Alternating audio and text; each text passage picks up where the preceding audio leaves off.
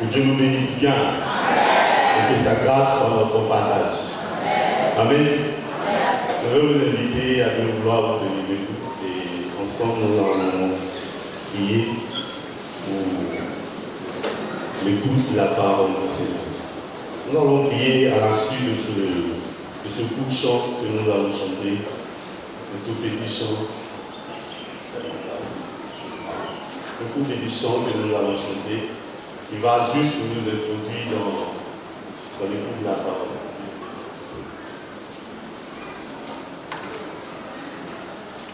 Jésus, je compte sur toi. Jésus, je compte sur toi. Pour aller jusqu'au bout. Pour aller jusqu'au bout. Seigneur. Jésus.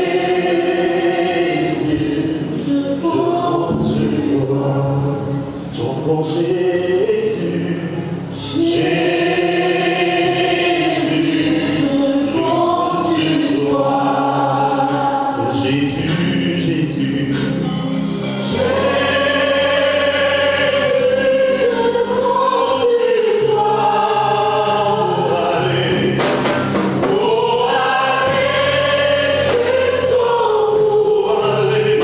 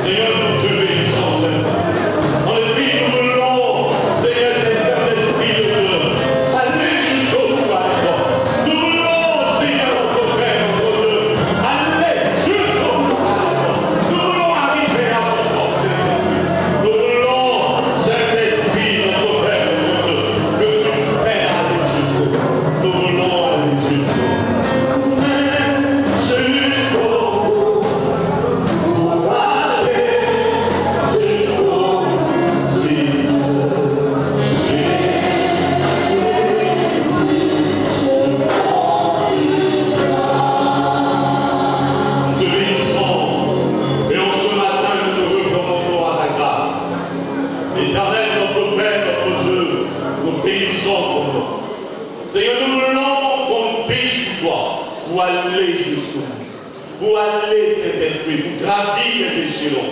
Nous voulons aller jusqu'au bout avec toi. Tout en comptant sur ta fidélité, tout en comptant sur toi, nous te bénissons. Donc ce matin, veuille nous disposer, Saint-Esprit. Donc ce matin, veuille nous faire du bien, d'un Saint-Esprit. Nous rendons sensibles à ta voix. Nous te bénissons. Au nom de Jésus, nous t'avons prié. Amen. Amen.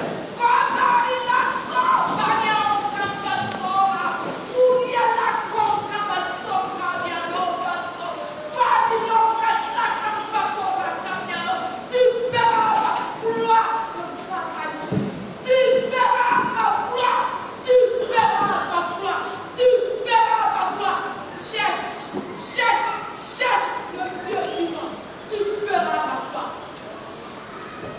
Dieu nous bénisse bien. Que Dieu nous bénisse bien. Que Dieu nous bénisse bien. Tu verras la gloire. Telle est la pensée que Dieu veut que nous retenions ce matin et que sa grâce soit avec chaque d'entre nous. Alors, sans aucune transition, nous voulons dire merci au collège pastoral, à sa tête du pasteur Fadionpré et les membres du conseil pour cette opportunité qui nous offre de bien vouloir vous bénir du haut de cette chair et partager la parole du Seigneur avec vous. Que Dieu les bénisse et que Dieu bénisse le toi. Amen. Alors je vous invite à prendre votre Bible dans l'évangile de Jésus-Christ selon Matthieu en son chapitre 9. Matthieu chapitre 9. Et nous lirons à partir du verset 1. Matthieu chapitre 9 à partir du verset 1. La lecture sera prononcée. Jésus est monté dans une barque, traversa la mer et alla dans sa ville. Et voici, on lui emmena un paralytique couché sur un lit. Jésus, voyant leur foi, dit au paralytique, prends courage, mon enfant, tes péchés te sont pardonnés.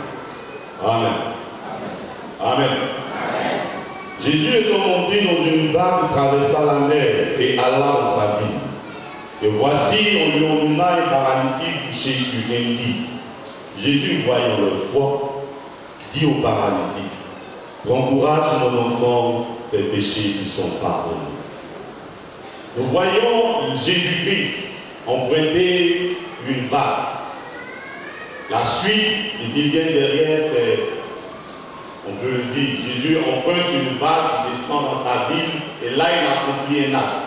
Il guérit quelqu'un, il délivre quelqu'un, il restaure les membres de quelqu'un. Et avant de le restaurer, Jésus lui dit, prends courage, mon enfant, tes péchés qui sont pardonnés. Là où j'aimerais emmener chacun d'entre nous, c'est la guérison est en bas, mais c'est le verset 1 qui va plus nous intéresser. Juste le verset 1 qui va plus nous intéresser. Nous voyons Jésus qui emprunte une pirogue. Il emprunte une barque et il désire se rendre dans sa vie. Si nous faisons cette comparaison de fait d'emprunter une pirogue à notre vie, nous pouvons dire que la pirogue a été le moyen de transport pour que Jésus puisse arriver dans cette localité et guérir ce paralytique. Pour que Jésus puisse arriver dans sa vie, il fallait qu'il emprunte cette pirogue. Peut-être qu'il y avait plusieurs pirogues autour.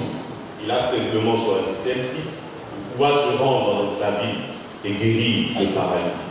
Raison pour laquelle la pensée que nous voulons partager avec chacun d'entre nous est la suivante. Tu es le canal de restauration des dieux. Tu es le canal de restauration des dieux. Amen. Regarde ton voisin et tu lui dis, tu es le canal de restauration des dieux. Dis-lui, tu es le canal de restauration des dieux. Tu es le canal de restauration des dieux. Jésus voulait se rendre dans cette ville. Et parmi les pirogues qui étaient juste devant, il fallait qu'il emprunte juste une pirogue. Il monte et il se rend dans la ville. Et comme nous l'avons dit, la pirogue est le moyen de transport. Alors nous disons, tu es le canal de restauration de Dieu. Tu es le canal de restauration de Dieu. Que Dieu te bénisse bien. De par le fait qu'il choisisse dans cette pirogue pour y monter, le fait de cette pirogue un moyen de transport, nous pouvons tirer de là quelques enseignements ce matin pour notre édification. La première pensée vérité que nous voyons à l'intérieur, c'est que, premièrement, Jésus choisit, Jésus monte dans une pirogue. Il y avait peut-être plusieurs pirogues, comme ce matin. Il y avait peut-être plusieurs pirogues qui étaient juste dressées. Mais dans le fait de monter dans une pirogue, il y a l'idée de choisir. Il choisit une pirogue parmi tant d'autres. Et en ce matin, ce canal qu'il choisit, c'est toi et c'est moi. Ce canal qu'il choisit en ce matin, c'est toi et c'est moi. Le désir de monter dans une pirogue fait allusion au choix que Christ va faire. Il va choisir une pirogue. Il choisit une pirogue pour y monter afin de se rendre dans sa vie. Ce même choix se fait avec Matthieu lorsqu'il lui dit, en Matthieu chapitre 9, verset 9, suis-moi. Il arrive, il rencontre Matthieu, il lui dit, Matthieu, suis-moi. Et Matthieu se lève, le suit. De même, ce Jésus-Christ aussi fait appel à Paul. Lorsque nous lisons Actes chapitre 9, verset 15, nous voyons le choix qu'il fait de Paul. Paul le persécuteur. Paul, comme quelqu'un pouvait dire, Paul le lion qui détruisait, qui ravageait. Paul fut enfin choisi par Dieu. Paul fut enfin choisi. Paul devient un canal de restauration de la part de Dieu. Ainsi, quelle que soit ta position, quel que soit ce que tu penses, quel que soit ce qui est en train peut-être de te tracasser, est-ce que c'est possible que l'Éternel puisse prendre ce vase vide que je suis? Effectivement, c'est possible qu'il te paye. Effectivement, c'est possible. C'est pourquoi nous avons dit tantôt, tu es le canal de restauration de Dieu. Tu es le choix de Dieu. Tu es le choix de Dieu. Dans ce choix qu'il fait, l'Éternel choisit une pirogue, comme nous l'avons dit tantôt. De même, une famille peut être choisie, un couple peut être choisi, quelqu'un de lambda peut être choisi. Tous ici, nous sommes des choisis de Dieu pour accomplir la volonté de Dieu dans la vie de quelqu'un. Pour accomplir l'objectif de Dieu dans la vie d'une personne. Que Dieu nous bénisse bien. Que Dieu nous bénisse bien. Le même choix qu'il fait peut se voir au-delà de toute chose. Il peut même choisir une famille. Car ici, l'Église est composée de plusieurs familles. Il peut choisir ta famille. Et il choisit même notre famille. Afin de faire de notre famille un canal de restauration. Un moyen par lequel il va passer pour bénir. Un moyen par lequel il va passer pour guérir. Un moyen par lequel il va passer pour restaurer. Comme une personne du groupe musical, comme l'ensemble vocal, comme parmi les anciens, comme parmi les parmi. L'Éternel désire choisir quelqu'un par lequel il passera pour faire quelque chose de glorieux dans la vie d'une personne. Que Dieu nous bénisse bien. Et lorsqu'il choisit, lorsque l'Éternel désire choisir, désire prendre cette pirogue, il la prend, il choisit la pirogue. Et le choix qu'il fait en montant dans la pirogue, il désire la mettre à l'écart.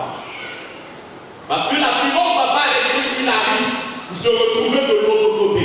Même un avion, il décolle du sol, il passe en l'air et il arrive. Lorsque l'Éternel choisit, il désire mettre à l'écart. Il désire mettre à l'écart. Il désire séparer. Il désire enlever. Il désire mettre cette personne ou son choix à l'écart. Il désire mettre son choix à l'écart. Lorsque nous prenons le livre de Actes chapitre 13, nous voyons à l'intérieur la pensée du Saint-Esprit lorsqu'il s'adresse à Paul et Silas. Il leur dit, mettez-moi à part ces personnes pour l'œuvre à laquelle je les ai appelés. Très cher bien en Christ. Très cher bien en Christ. Le choix que l'Éternel porte sur nous l'emmène à nous mettre réellement à l'écart. Le choix qu'il porte sur notre vie, le fait d'être dans cette assemblée, le fait d'avoir accepté le Seigneur Jésus-Christ n'est pas fortuit. Dieu a pour désir de te mettre simplement à l'écart. Dieu a pour désir de nous mettre simplement à l'écart. À l'écart des vices de ce monde, à l'écart des travers de ce monde, à l'écart de tout ce qui est contraire à lui, sa volonté. Un canal de restauration de sa part. Un canal de restauration de sa part.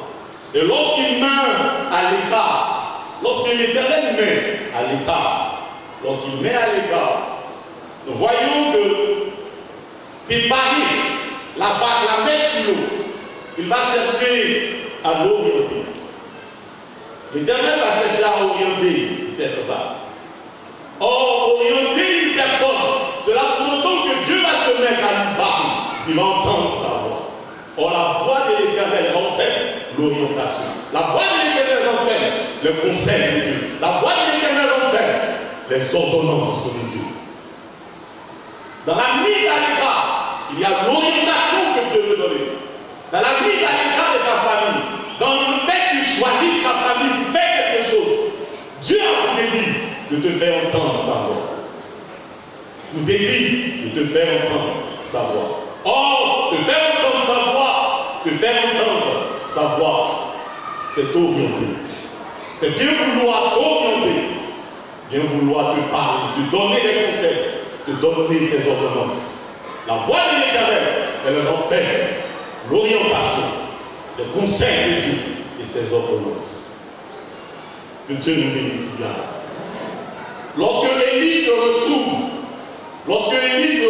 dans cette cave, dans cette grotte, et que l'Éternel se lève, il parle à Élie en lui disant lève-toi et va à Sarepta. Élie était à l'écart et l'Éternel se met à lui parler. Et cette voix qu'il entend finit par l'orienter, lui donner une direction à suivre. L'Éternel veut te donner une direction à suivre. Veut te donner une direction à suivre. Que Dieu te bénisse bien. Et en te mettant, en cherchant à t'orienter, l'Éternel veut, en étant à l'écart et qu'il désire t'orienter, il veut en même temps t'équiper, te remplir, t'équiper, t'investir, reposer sur toi ce qui est utile pour accomplir ce à quoi il t'appelle. Ce à quoi il t'appelle. En Actes chapitre 2, avant même que ces disciples se déplacent, nous voyons l'Éternel qui parle, le Saint-Esprit descend, l'équipement de Dieu se repose sur les disciples. Bien équipés, le monde est acquis. Laisse Dieu te remplir. Laisse Dieu te mettre à l'écart. Laisse Dieu t'orienter. Puisque tu es le choix de Dieu. Puisque tu es le choix de Dieu. Laisse Dieu t'équiper. Laisse Dieu te remplir. Laisse Dieu. Que Dieu nous bénisse bien.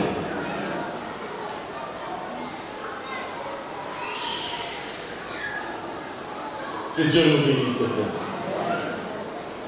Dans cette même progression de vouloir monter dans cette vague. Et quand il monte, qu'il choisit, que l'Éternel choisit cette vague et qu'il la met carrément à l'égard. Il y a une pensée, une vérité à l'intérieur qui m'a beaucoup impressionné. C'est l'intimité qu'il développe avec cette vague. Lui et la vague forment une seule personne. Si la vague s'habille, il s'habille. Si la vague se renverse, il se renverse. Si la vague se lève contre le bois, il est arrêté. L'Éternel a pour désir dans cette pensée de développer une intimité avec celui qu'il choisit. L'Éternel a pour désir de développer une intimité avec ceux qu'il choisit, avec ceux dans quoi il est monté, avec ceux dans quoi il est monté. Que Dieu nous bénisse bien. Développons une intimité personnelle avec Dieu. Développons une intimité avec notre Dieu. Développons cette intimité avec Dieu. Formons un avec notre Dieu. Formons un avec notre Dieu. Formons un avec notre Dieu. Formons un. En développant l'intimité, en cherchant à le connaître, en cherchant à le connaître. Formons un avec l'Éternel notre Dieu. Formons un avec lui. Si monter dans la vague, c'est progresser, c'est aller de l'avant, c'est gagner en hauteur. Dieu a pour désir simplement que nous puissions tous gagner en hauteur. Dieu a pour désir simplement qu'en développant une intimité avec lui, nous puissions gagner en hauteur, en grandeur, en statut. Que Dieu nous bénisse bien. Que Dieu nous bénisse bien. Puisque nous sommes le canal de restauration de Dieu. puisque nous sommes le choix de Dieu, celui sur qui il pose se déroule, de choisir. L'Éternel veut te mettre à l'écart, t'orienter, t'équiper et développer une intimité avec toi. Cette intimité t'aidera plus le connaître. Cette intimité t'aidera plus à savoir qui il est en réalité. Qui est ce Dieu dont tu sers? Qui est ce Dieu que tu suis? C'est par cette expérience, en développant une intimité avec lui, tu sauras mieux le connaître. Sans intimité, connaissance superficielle. Une intimité, connaissance approfondie. Les racines sont bien ancrées dans le sol. Et ainsi, quel que soit la décidé, on devient comme Job. Les oreilles avaient entendu parler de toi, maintenant les yeux t'ont vu. Là, on le reconnaît. Là, on le connaît. On devient comme Job en développant une intimité. Mes oreilles avaient entendu parler de toi, maintenant les yeux t'ont vu. Que Dieu t'aide, que Dieu nous aide tous à développer une intimité avec lui. Puisque nous sommes le choix de Dieu, laissons Dieu nous orienter, laissons Dieu nous équiper, laissons Dieu s'investir dans le monde et développons avec lui une intimité. À la suite de cette intimité, nous voyons qu'il faut traverser, il faut naviguer pour arriver de l'autre bord. Il a fini de te choisir, il a fini de t'investir, il a fini de t'équiper. Il faut traverser les épreuves, il faut traverser là-bas. Là, le texte ne nous dit pas si la hauteur est mal, l'eau se levait ou si la vague était haute ou pas. Le texte ne nous dit pas. Mais lorsque nous prenons Marc chapitre 4, à partir du verset 35, nous voyons la hauteur de la vague qui se levait. Nous voyons combien la vague remplissait la vague. Et nous voyons les disciples qui se lèvent et disent à Jésus, ne vois-tu pas que nous périssons? Et l'Éternel se lève, il menace ces éléments, la nature, et tout lui sont soumis. Dans la traversée des épreuves, la traversée des épreuves se fait avec la connaissance que tu as de ce Dieu. La traversée des épreuves se fait avec la connaissance que tu as de ce Dieu. Et ces épreuves, ces difficultés sont un moyen pour l'Éternel de se révéler à ta personne. Car dans la vague, quand la hauteur s'élevait, il se révèle à ses disciples comme étant celui qui domine, à qui même les éléments de la nature lui sont soumis. Lorsqu'il décide de rencontrer ses disciples en marchant sur l'eau, nous voyons Dieu montrer à ses disciples que lui, il domine tout élément. Il domine les éléments de la nature. Il marche sur l'eau. Il domine. Alors qu'est-ce qui peut être difficile? Qu'est-ce qui peut être au-dessus de celui-là même, à qui tout est soumis? Car la Bible nous dit, il a reçu le nom au-dessus de tout nom. Et en son nom, tout génie fléchit. Et toute langue confesse qu'il est Dieu. Que Dieu nous bénisse. Dans les épreuves, l'Éternel désire se révéler à chacun d'entre nous. Il désire se révéler. Et quand Dieu finit de se révéler, quand Dieu nous choisit et qu'il désire nous faire traverser, et qu'il finit de se révéler à chacun d'entre nous, et que nous rencontrons les difficultés, il y a obligatoirement la tâche à accomplir, qui est notre dernier point. Il y a la tâche à accomplir. Et la tâche ici, c'est la guérison des paralytiques, chose naturelle. Et quand cela arrive, on voit l'Éternel qui est glorifié. On voit Dieu qui est glorifié dans toute sa splendeur. On voit Dieu qui s'élève et qui est glorifié dans toute sa splendeur. On voit les gens qui rendent témoignage et disent, l'Éternel m'a fait énormément de bien. Il va te faire énormément de bien en passant par une tierce personne afin de te faire énormément de bien. Pour qu'il puisse faire énormément de bien à une tierce personne, il passera forcément par quelqu'un pour faire ce bien. Et ce quelqu'un, c'est toi et c'est moi. Et lorsque ce bien est accompli,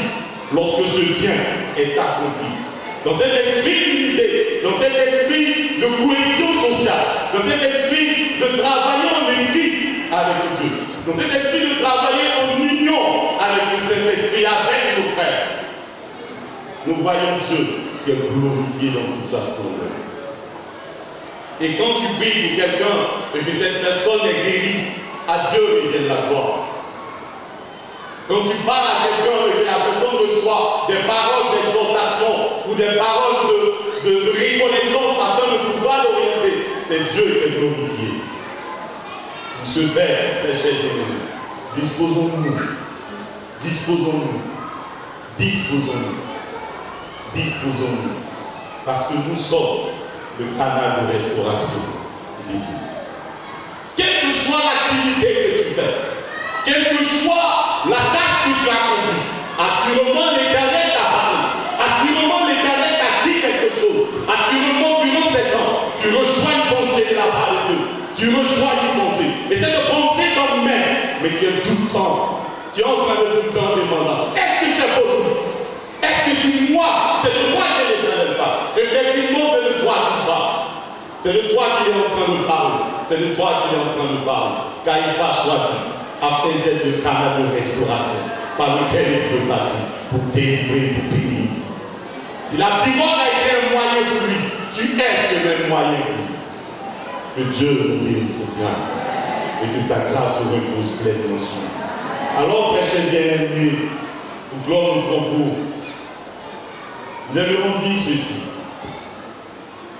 Nous sommes le canal de restauration de Dieu. Nous sommes le canal de restauration de Dieu. Dieu nous choisit. Dieu nous choisit dans nos différentes couches. Il choisit nos familles, il choisit nos enfants, il choisit nos petits frères, il choisit tierce personnes. Il nous choisit, il désire nous mettre simplement à l'écart. En nous mettant à l'écart, l'Éternel veut nous faire entendre sa voix. Veut nous faire entendre sa voix. Nous équiper et développer une intimité avec lui. Que Dieu nous bénisse bien. Je vous invite à la prière. Ensemble, nous allons nous tenir. Ensemble, nous allons nous tenir.